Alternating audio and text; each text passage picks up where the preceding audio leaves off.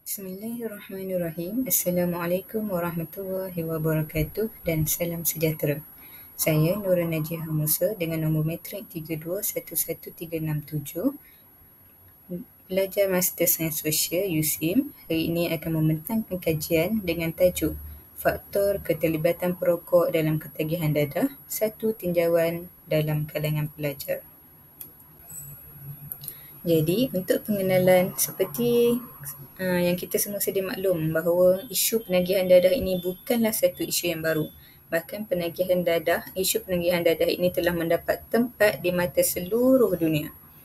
Dasar dadah negara telah diperkenalkan di Malaysia pada tahun 2004 bagi mewujudkan negara Malaysia bebas dadah dan telah ditambah baik pada tahun 2014. Ini adalah salah satu usaha kerajaan bagi membanteras isu gejala penagihan dadah tersebut. Namun, isu ini menjadi lebih rumit apabila ia bukan sahaja melibatkan remaja dan orang dewasa, malah turut melibatkan pelajar sekolah. Jadi, perkara ini amatlah membimbangkan. Seperti yang kita sedia maklum, pelajar sekolah ataupun remaja ini merupakan harapan masa depan negara. Jadi, jika perkara ini berlanjutan, kita tidak dapat memastikan ataupun membayangkan macam mana negara Malaysia pada masa hadapan. Dan antara faktor-faktor keterlibatan pelajar sekolah ataupun remaja ini juga didapati kerana beberapa sebab, iaitu pengaruh rakan sebaya, keinginan untuk mencuba perkara baharu, mengalami tekanan dalam hidup atau sekadar untuk berseronok dan juga melegakan kesakitan serta lain-lain. Statistik daripada AADK 2017 menunjukkan bahawa mereka yang terlibat dalam penyalahgunaan dadah juga merupakan seorang perokok ataupun terlibat dalam aktiviti merokok. Namun, AADK tidak memasukkan penggunaan rokok sebagai faktor ketagihan. Jadi, dengan kajian ini, kita ingin melihat apakah faktor ataupun punca seseorang perokok itu melibatkan diri dengan pengambilan dadah dan sejauh mana rokok memberi kesan kepada pengambilan dadah. Objektif daripada kajian ini adalah untuk mengenal pasti faktor yang menyebabkan seorang perokok terlibat dengan ketagihan dadah. Kajian ini menggunakan kaedah penyelidikan kuantitatif melalui reka bentuk kajian tinjauan. 90 orang responden telah dipilih yang terdiri daripada 60 pelajar sekolah dan 30 pelajar Institut Komuniti Tempatan di Kedah. Pelajar ataupun sekolah di institut ini juga dipilih di kawasan-kawasan dalaman atau di kawasan yang terkenal dengan isu-isu penagihan dadah yang agak tinggi.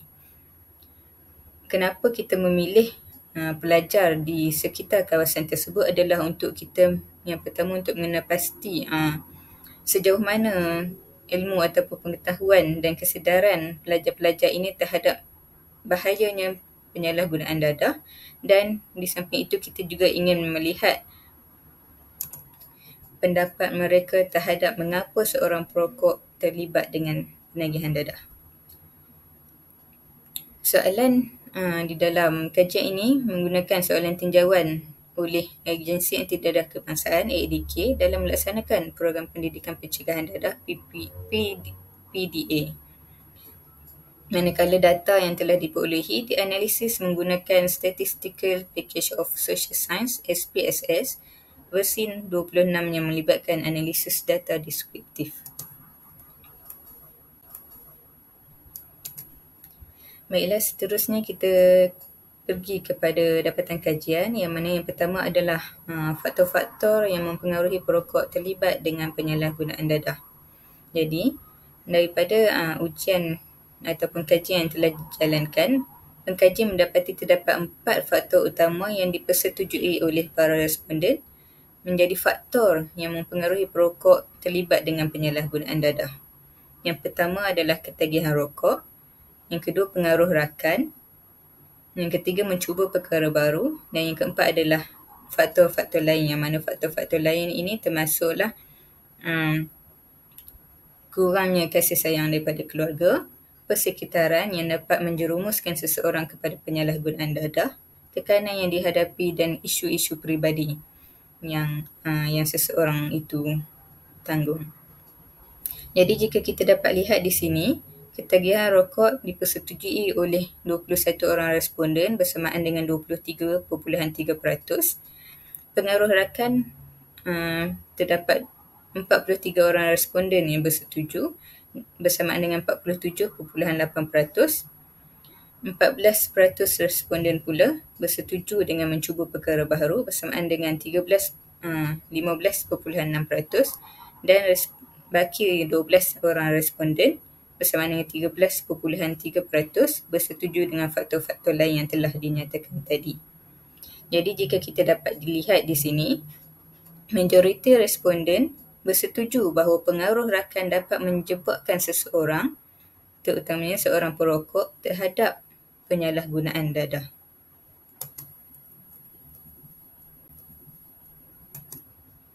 Seterusnya kita melihat kepada faktor-faktor yang mempengaruhi penolakan perokok terhadap dadah.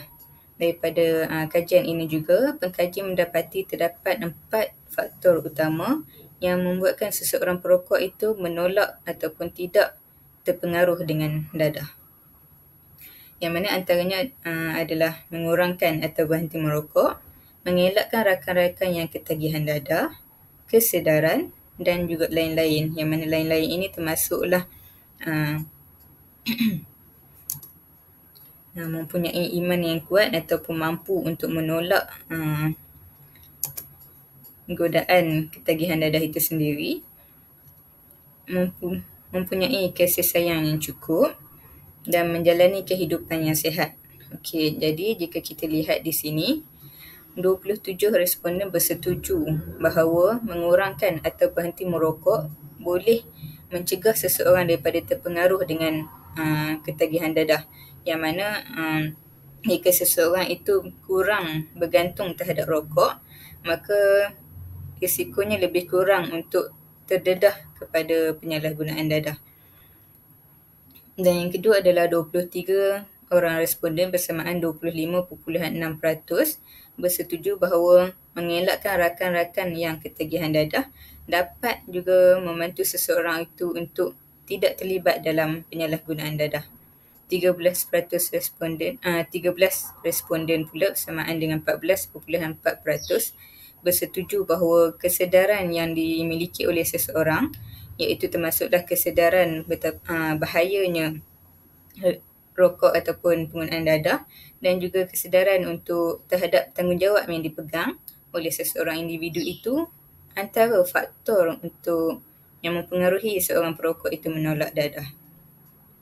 Dan baki 27 responden bersamaan 30% bersetuju dengan faktor-faktor lain yang telah dinyatakan tadi. Jadi jika kita lihat di sini, antara faktor yang tertinggi yang dipersetujui oleh para responden adalah dengan mengurangkan atau berhenti merokok.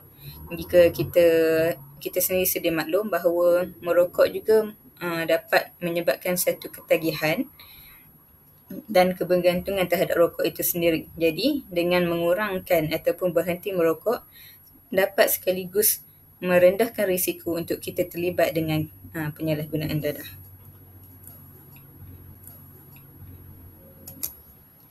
Baiklah, kesimpulan daripada kajian yang telah dijalankan ini, kita dapat melihat bahawa pengaruh rakan menjadi faktor utama dalam menyumbang keterlibatan seorang perokok itu terhadap penyalahgunaan dadah.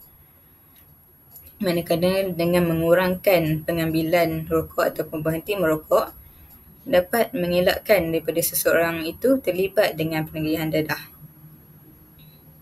Seterusnya, kajian ini juga dapat memberikan idea baru kepada institusi pendidikan dan juga kerajaan dalam memainkan peranan untuk menyebarkan lagi maklumat berterusan kepada pelajar dan juga masyarakat. Daripada kajian ini juga kita dapat maklum bahawa tahap pengetahuan yang tinggi boleh meningkatkan tahap kesedaran terhadap bahaya dadah dan juga rokok. Tahap pengetahuan yang rendah dapat memberi kesan negatif kepada penyelesaian masalah, sekaligus memberikan kesedaran atau juga kesedaran yang rendah kepada individu yang tidak mempunyai ilmu yang mencukupi tentang bahayanya rokok dan dadah. Oleh itu, semua pihak memainkan peranan yang penting dalam menentang gejala penagihan dadah dan juga sekaligus memberi kesedaran tentang bahayanya rokok dan dadah kepada masyarakat, terutamanya pelajar sekolah.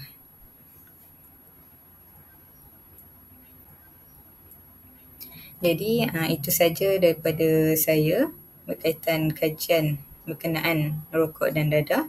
Sekian, terima kasih.